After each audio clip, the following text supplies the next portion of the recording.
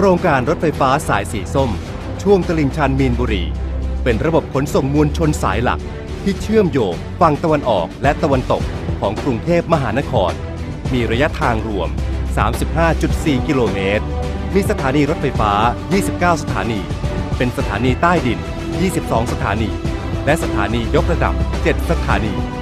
โดยมีเส้นทางและตำแหน่งสถานีสอดคล้องกับความต้องการเดินทางจำนวนผู้โดยสาร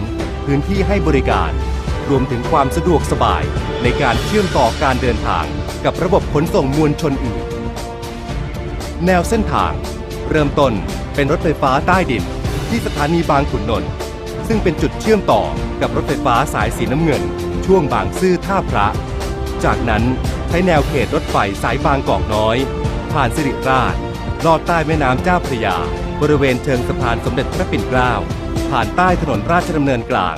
แล้วเบี่ยงใช้แนวถนนหลานหลวงผ่านยมราชแล้วเข้าสู่แนวถนนเพชรบุรี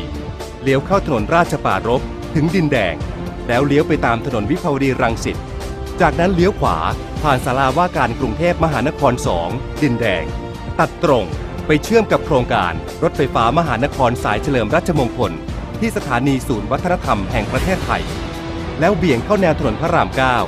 ตัดผ่านถนนประดิษฐ์มนูธรรมเลี้ยวซ้ายเข้าถนนรามคำแหงผ่านแยกลำสาลีแล้วเปลี่ยนเป็นรถไฟฟ้ายกระดับผ่านถนนวงแหวนกาญจนาภิเษก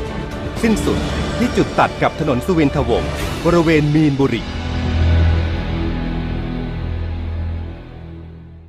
โครงการรถไฟฟ้าสายสีส้มช่วงตลิ่งชันมีนบุรีมีสถานีรถไฟฟ้า 29 สถานีแบ่งเป็นสถานีใต้ดิน 22 สถานีตั้งแต่สถานีบางขุนนนท์ถึงสถานีคลองบ้านม้าและสถานียกระดับ 7 สถานีตั้งแต่สถานีสัมมากรถึงสถานีสุวินทวงศ์โดยสถานีใต้ดินจะตั้งอยู่ใต้ถนนแต่ละสถานีมีจุดการรถไฟฟ้าขนส่งมวลชนแห่งประเทศไทยมุ่งมั่นที่จะพัฒนาโครงการให้เป็นรูปธรรมโดยเร็วและเมื่อโครงการรถไฟฟ้าสายสีส้มก่อสร้างแล้วเสร็จและเปิดให้บริการในปี 2562 จะมีผู้โดยสารจำนวน 595,750 คน